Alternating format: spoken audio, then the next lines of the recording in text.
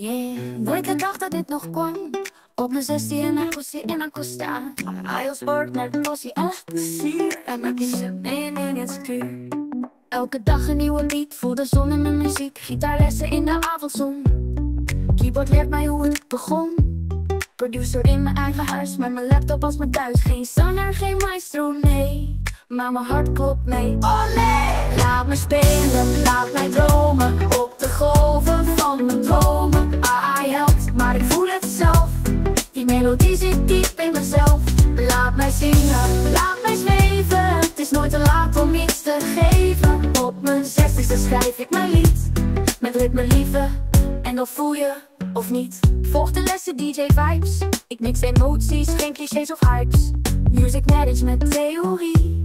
Maar nu voel ik pas, dit is magie. Elke tekst komt uit mijn ziel. En ik hoop dat jij dat ook zo voelt. Jij die luistert, jij die danst.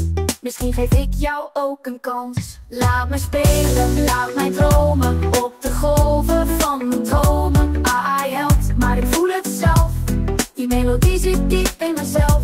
Laat mij zingen, laat mij zweven. Het is nooit te laat om iets te geven. Op mijn 60ste schrijf ik mijn lied. Met ritme liefde, en dan voel je, of niet. Misschien zing ik ooit dit refrein met mijn stem. Met gitaar in de hand, zoals ik het ken. Voor nu laat ik I nog even meedoen. Maar mijn pad is helder, ik blijf zoomen als een zoen. Laat me spelen, laat mij dromen. Op de golven van mijn dromen. Hij helpt, maar ik voel het zelf. Die melodie zit diep in mezelf.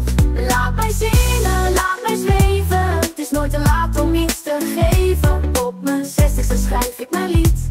Met ritme liefde, en dan voel je, of niet. Mijn muziek leeft.